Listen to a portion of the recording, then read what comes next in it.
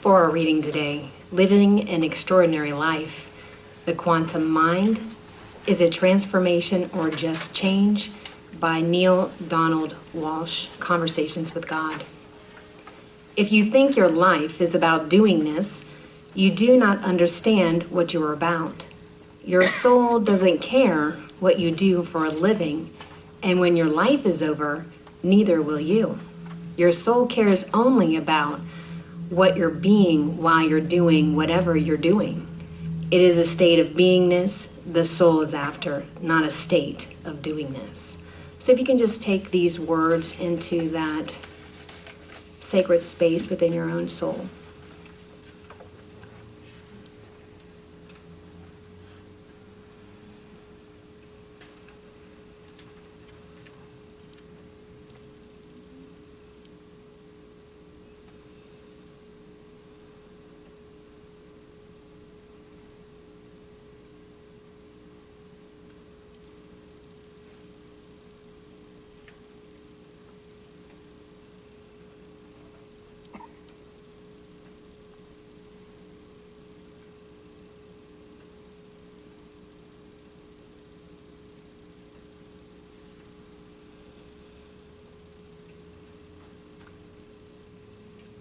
So thank you, Father, Mother, God, Infinite Spirit, as I know that right where I am just is in that being, in that place of oneness, in that place of love, in that place of joy and wholeness and perfection that we are. Continuously are in that place, living from that place of being. All is unfolding perfectly then. All is in the flow of that life, our life, as we step in the direction of that clear-mindedness, of complete energy of beauty and oneness and love. And so I know that this service also is in divine order and divine right action with that same loving energy of God through our music ministry, through from our Reverend Cece, and also through Reverend Ketchum. I know that all is in divine order and divine right action. I know that there is everything unfolding perfectly, effortlessly, and easily through the Children's Church. And I give such thanks. Thank you, thank you, thank you. And so we say together, and so it is. And so now I want to introduce Reverend Linda Ketchum. We have a special speaker. She also came here to our church in the early 90s, and she grew up here at the Center for Spiritual Living Greater Dayton, became a licensed practitioner, and then decided to attend Mysterio School. Linda graduated from the Holmes Institute and founded the Center for Spiritual Living Greater Cincinnati in 2003. She's semi-retired from the Cincinnati Center 2014 and moved to Tip City. We are overjoyed to welcome her home this morning. Please help welcome Reverend Linda Ketchum. Thank you.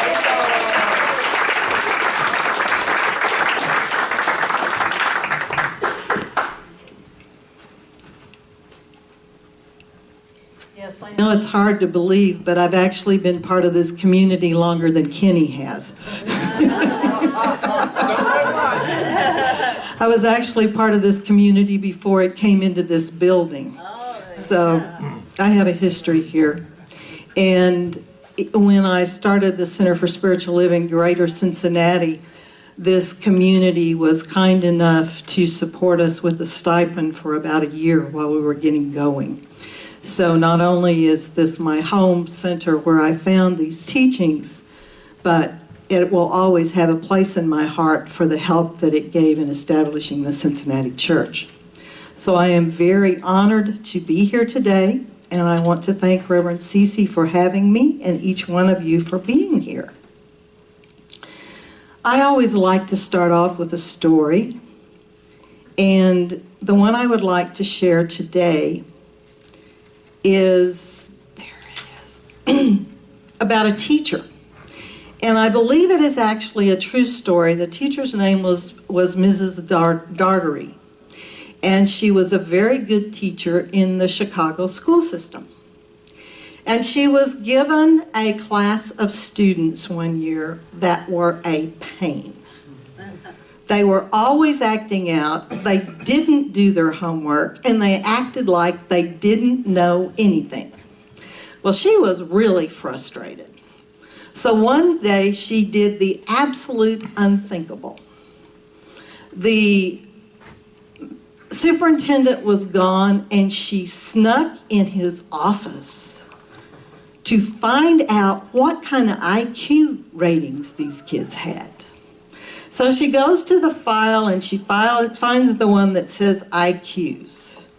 And she pulls out the class numbers, and she was amazed because the kids had ratings from like 118 to 145 or even 160, which meant they were either geniuses or borderline geniuses. And she was really mad because these kids were not working up to their potential. So she set out to make sure that these kids were doing what they were capable of. And they became straight A students. The principal called her in one day. And he said, "Mrs. Dartery, what have you done to this class? How did they suddenly become straight A students?" And she said, "Well, I hate to admit it, but I went through their file and found their IQ scores and decided to make them and encourage them to live up to their potential." The superintendent kind of looks at her and says, "You know, they were the most troubled, least achieving kids in the school. And oh, by the way, those weren't their IQ scores, that was their locker numbers."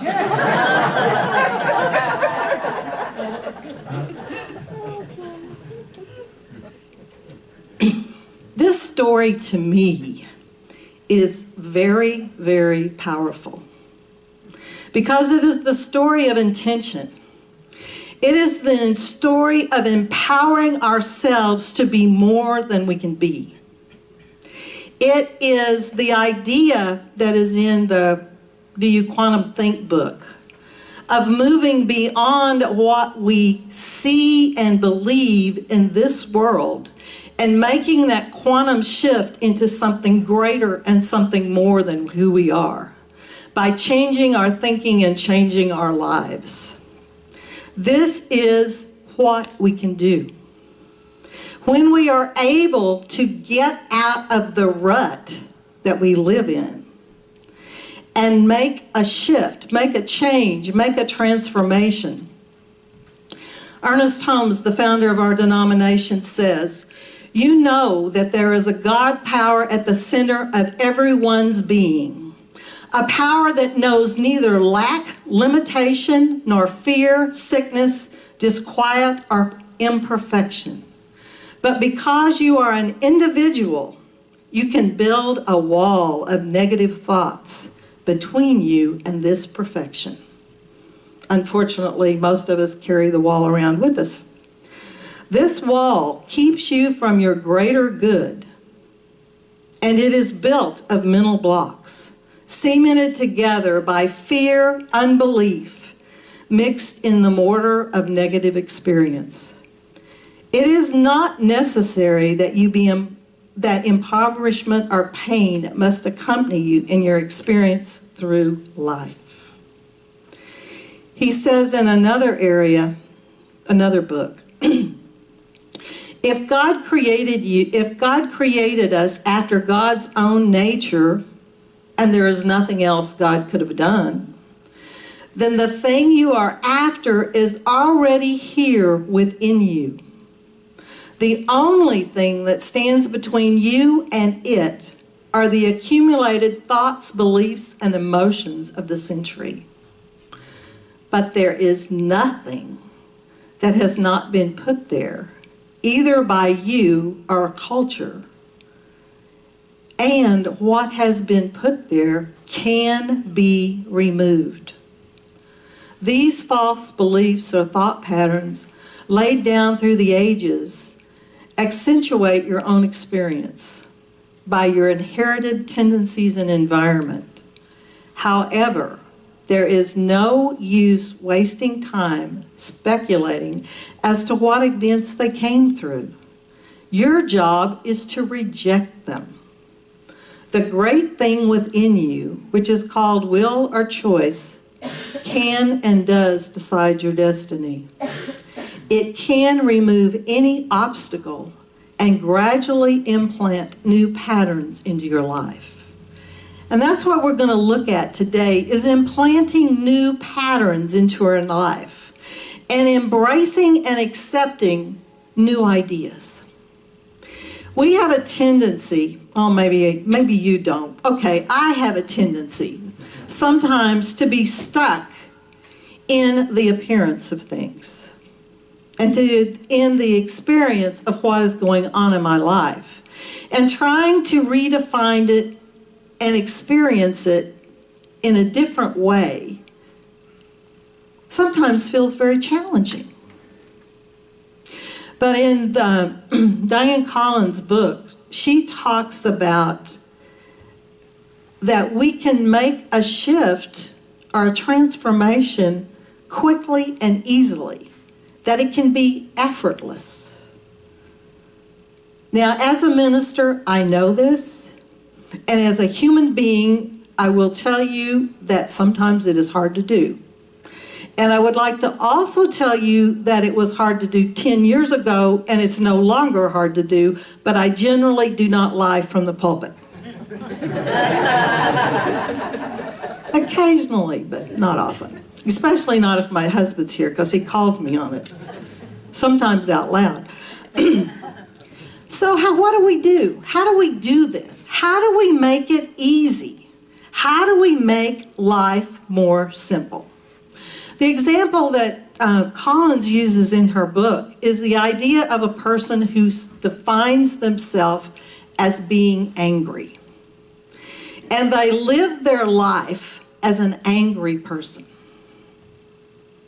And in some ways, they define who they are as an angry person. And accept that they will always be an angry person. It's always going to be that way. What she suggests is that, to me, it's the idea that we kind of step back from our acceptance of our life as an angry person and begin to discern it in a different way. And to begin to see our anger as a habit that we have had up to this point, as she has a phrase she uses and I can't remember it. But the phrase she uses that I'm not finding right now, to me, is when we live in a state of unconsciousness and that we just continue to do things the way we have always done them without any thought or any idea, because that's the way we've always done it. So one morning we wake up and instead of being angry because the alarm clock actually woke us up and it's time to get up, we make a new choice. And we see, I'm feeling anger right now. I wonder why. Now, the thing about a why question, according to Dr. John Waterhouse, the president of our denomination, is always a lie, because there is never an answer to a why question. So don't ask your kids why they did something. And if you've ever tried to ask a 4-year-old why they did something, you understand that there's usually a cycle of less than truthful ideas that happen at that point. And we continue it on even when we're not 4. So we look at it and think, I'm reacting in a place of anger. What's going on here? Oh, wow. My anger is a habit. It's something that I've learned. It's something that I've defined myself with. But I've just learned it. I heard Dr. Ernest Holmes say that I can change my thinking and I can change my life and I can have a better idea. What's going on here? What if I chose to live in joy instead of anger? What would I do? I would have to make a different choice. And it's easy. Because instead of judging myself for being angry and getting angry at me for being angry, and then being angry because I'm angry, I now have made a different choice, and I am now experiencing this in a different way. Instead of allowing that cycle of anger to start and to build and to run my whole day, I have mentally taken a step back and I can make a new choice. I don't have to get on the treadmill of anger. I choose not to. And in that moment, I can begin to ask a different question. Instead of looking at life and trying to figure out what is wrong with life, I can make a choice to see what works in my life. I can make a choice to move beyond anger and fear and live in this moment forward from a place of joy, just by taking some kind of thought action that keeps me from jumping on that treadmill of anger. I can say what is working in this moment. My alarm clock went off. I can get up, get dressed, and get to work on time without having to hurry and creating more anger and anxiety. I can live this day from a different space. And when I choose to live this day or this moment from a different space, it makes it easier to do every time that trigger pops.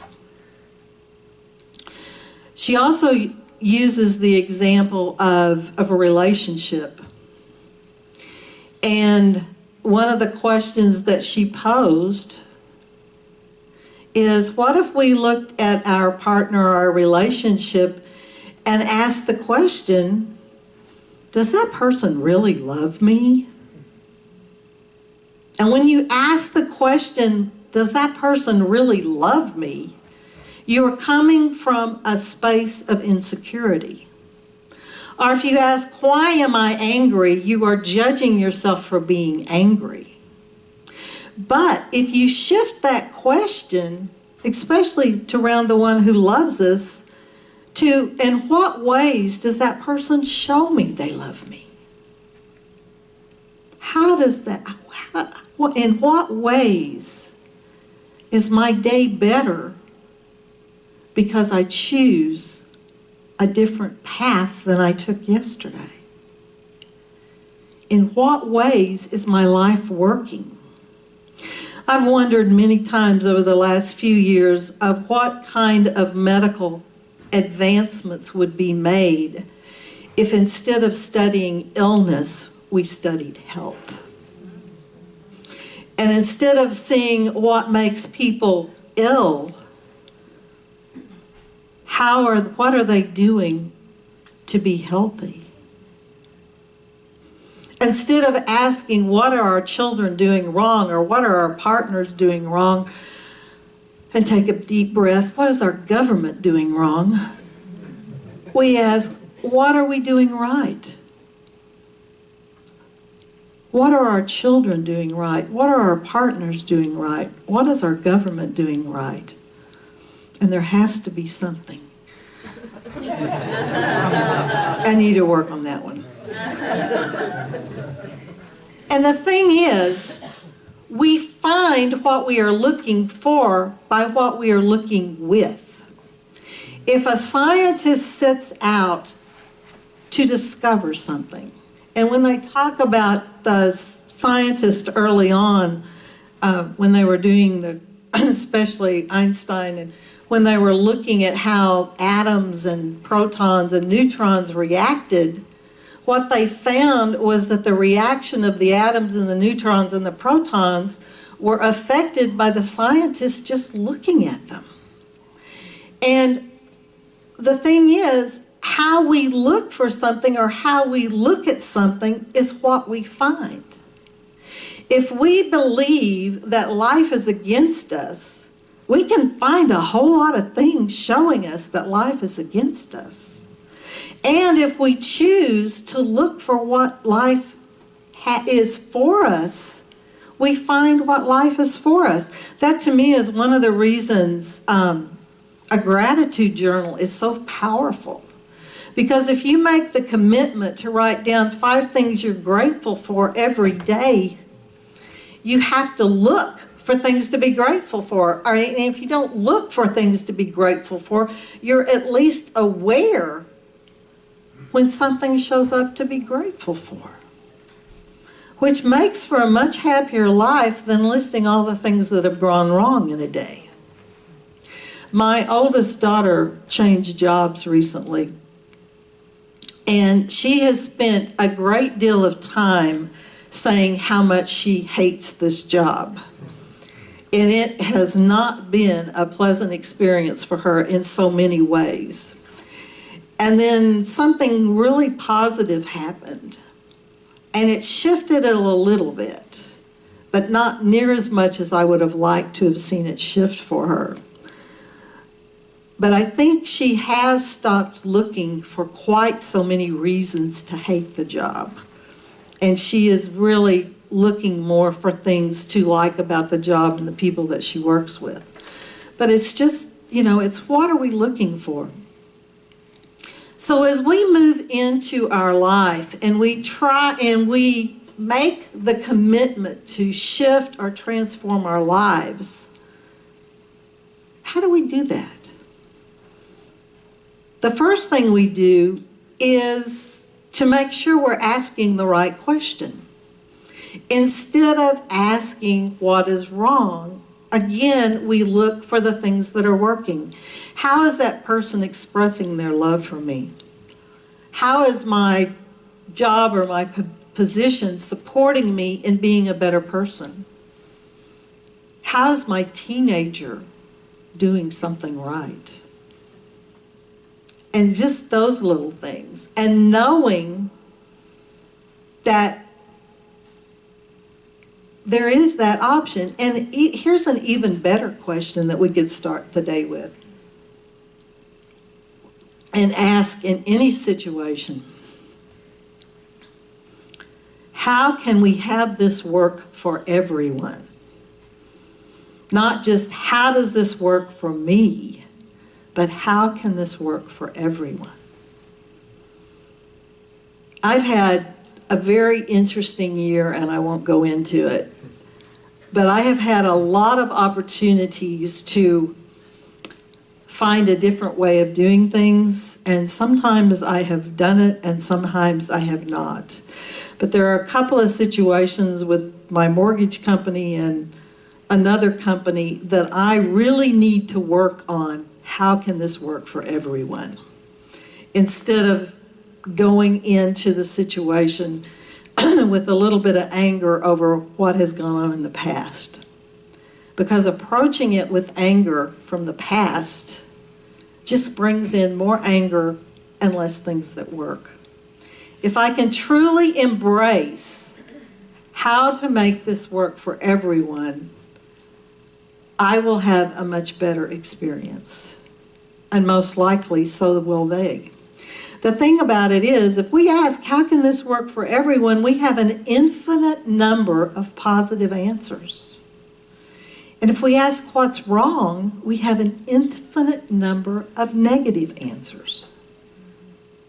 Do you want to spend your day in the negative building blocks, or are you ready to begin to dissipate them and allow more positivity into your life? And to be aware of what's going on.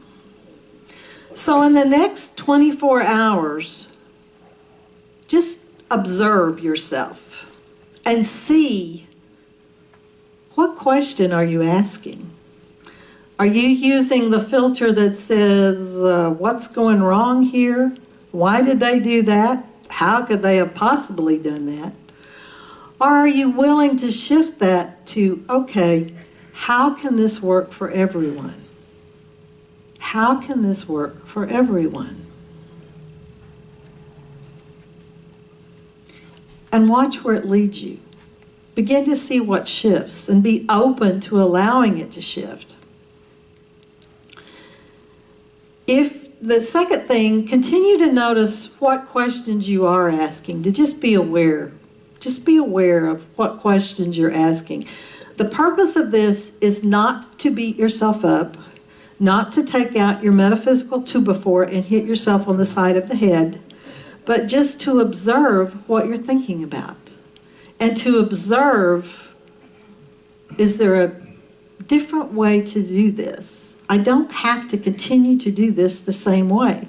I can ask, how does this work for everyone? I can ask, okay, what is to be different here? What am I to allow to be different?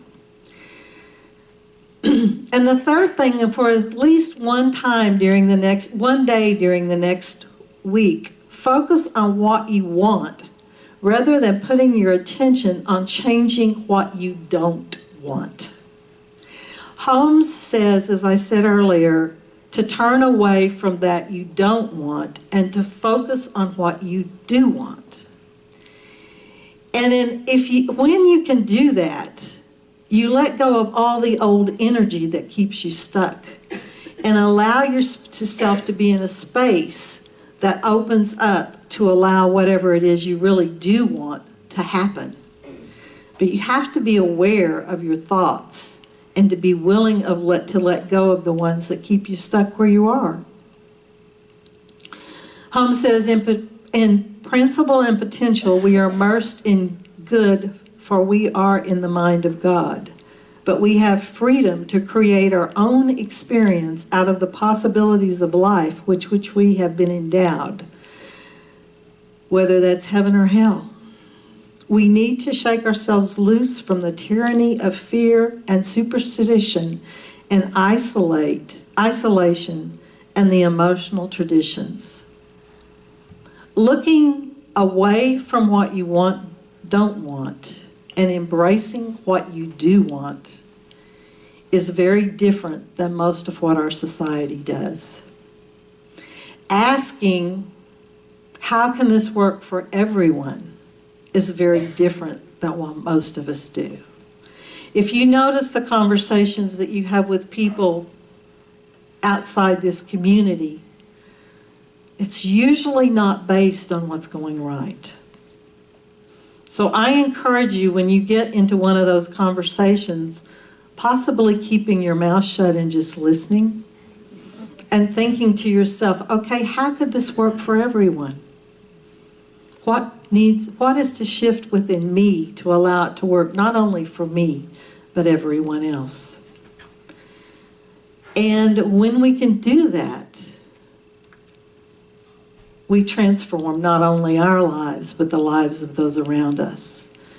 Because when we make that shift, we shift not only this present moment, but we shift the past as well as the future. We change our lives. We change our lives, we change the lives of those around us, and we change the world. Join me in prayer.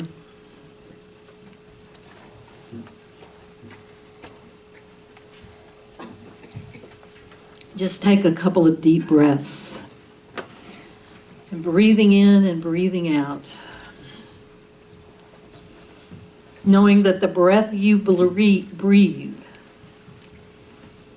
is God, is Spirit. The oneness of the universe expressing through and as every fiber, every cell, every tissue of your being. The oneness of God, of Spirit. The vastness of the cosmos and the tiniest, tiniest speck of an atom. All is God. That infinite creative stuff that is our life is God. And we are one because there is only one. And knowing that I am one with God, I know that each of you and every being on this planet is the oneness that is God, that is Spirit in this moment and every moment. I am just a thread, a simple thread in this glorious web of life. We are all just drops within a stream flowing towards an ocean of light. We may forget where we come from. We may forget where we're going to. I might not see that you're a reflection of me as much as I'm a reflection of you.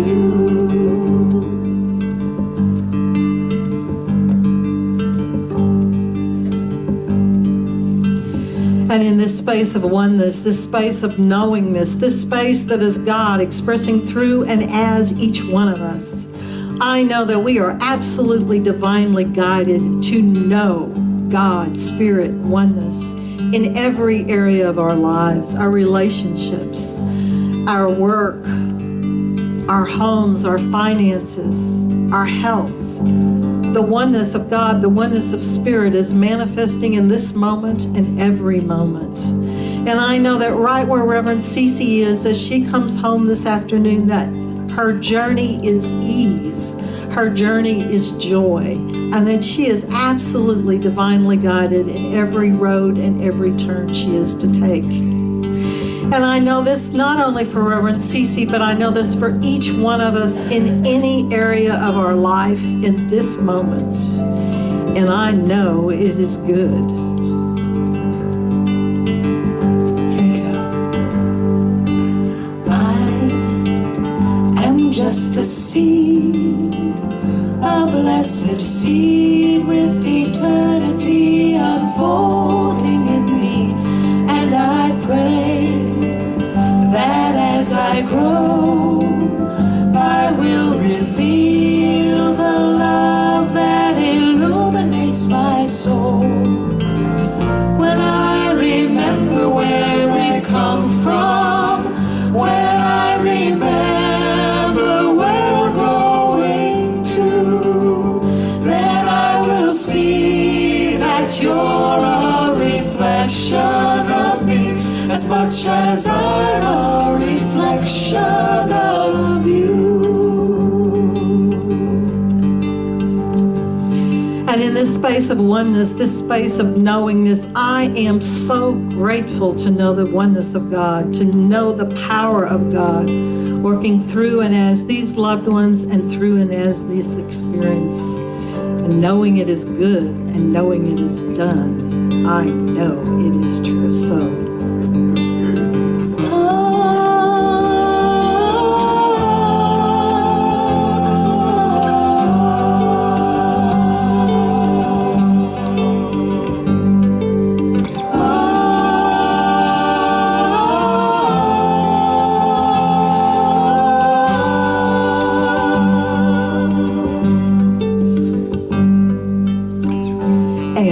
so it is.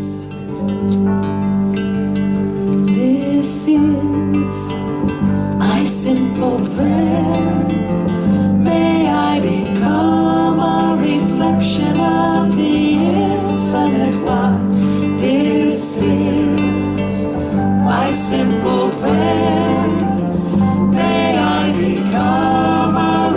reflection of the infinite one. This is my simple prayer. May I become a reflection of the infinite one. This is my simple prayer. May I become a reflection of the infinite one.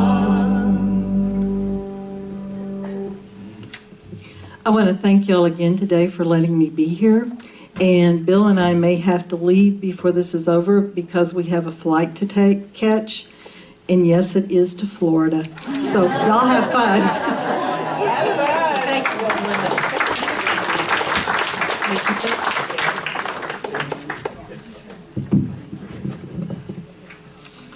All right, now it's our opportunity for, oops, got the wrong thing going on here. Hold on. All right, joyous giving, that's what we're doing. Okay.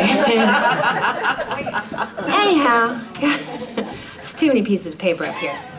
All right, so let's take a moment to think about all our blessings, to be grateful for all that we have and are, and that we give from. Think about all you receive from the love that is all around you, and let yourself feel the gratitude that rises up in you. As the offering basket passes through your hands, please bless the abundance of this whole community. So together we're going to affirm, gratefully I give. Gratefully I give. With an attitude of abundance. With an attitude of abundance. I know that as I give, so do I receive. I know that as I give, so do I receive. And so it is. And so it is.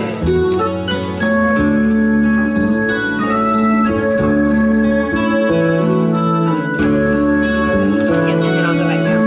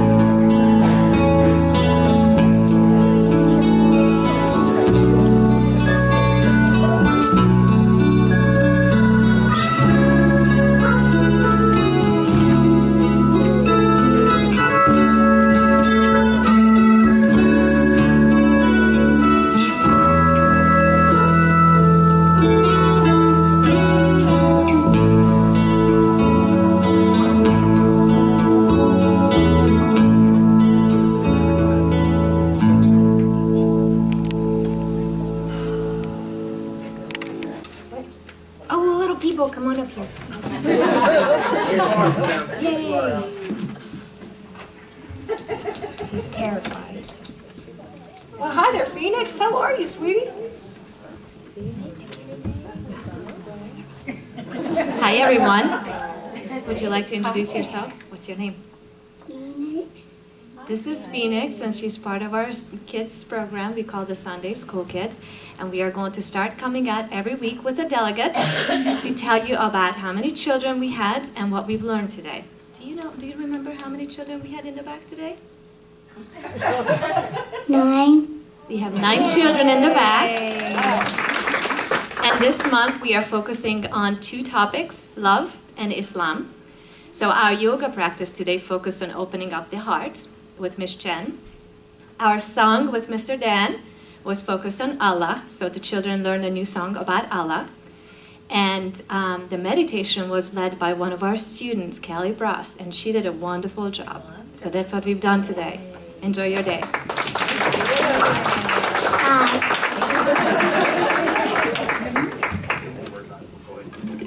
We're not doing the singing. No. Oh, wait, no singing.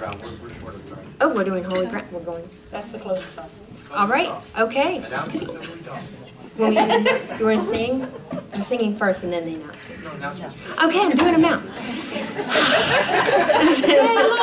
Woohoo! Yeah. All right, this coming Friday, February 6th, plan to come on down for the Center's Winter Dance Party. There's a dancing There is dancing with instruction for those of you who think they cannot dance. Food, games, fun, fellowship, a 50-50 raffle, and more. It's from 7 to 10. There's no charge. Donations are welcome. Bring your friends. If you have a key to this building and haven't received a new security code for the alarm, please see Clara Jackson. We have a new, there she is. We have a new security system. The old code will no longer work for. So if you are headed back to the kitchen during the service for any reason, please don't enter. If there is a meditation in progress, there is a sign on the door. The sign means the kids are meditating. The sign will be removed as soon as they are finished. There's also a green team has a meeting in the community room after the service. Join Gary and other environmentally compassionate people in creating programs that delight the soul and nurture the earth. Pizza and salad will be served for that. What? And I have one more sheet. Man, okay. Okay, and then we have Tina. Is she here to do the? She's not here. Never mind. That was about the Monte Carlo night. Finally, if you would like prayer after the service, please see one of us. Beautiful ladies with a teal or white prayer shawl. We are licensed professional prayer practitioners. God, you can't say that all together. And they have here to give you, we have a gift to give to you, prayer in 1 minute miracle. There's also prayer requests back there.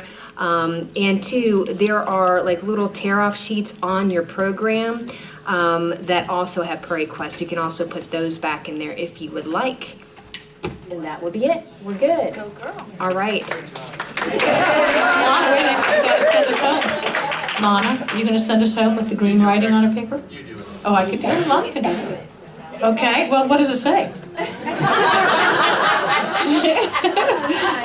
Alrighty, so let's go ahead and everyone stand, please, for our closing song, Holy Ground, which is on page 19 in the music book. Okay, you ready to repeat after me? Yes. Okay, I heard a yes up here. How about the rest of you? Are you ready to repeat after me? Yes. All right, let's claim this ending service and the beginning of an awesome week with this. The wholeness of the universe is seeking expression through me. The wholeness of the universe is seeking expression through me. Yeah. Its nature is goodness, truth, beauty, and wisdom. Its nature is goodness, truth, beauty, and wisdom. All right. It doesn't matter. They're all in there. I allow it to shine through me today and always. I allow it to shine through me today and always. And so it is.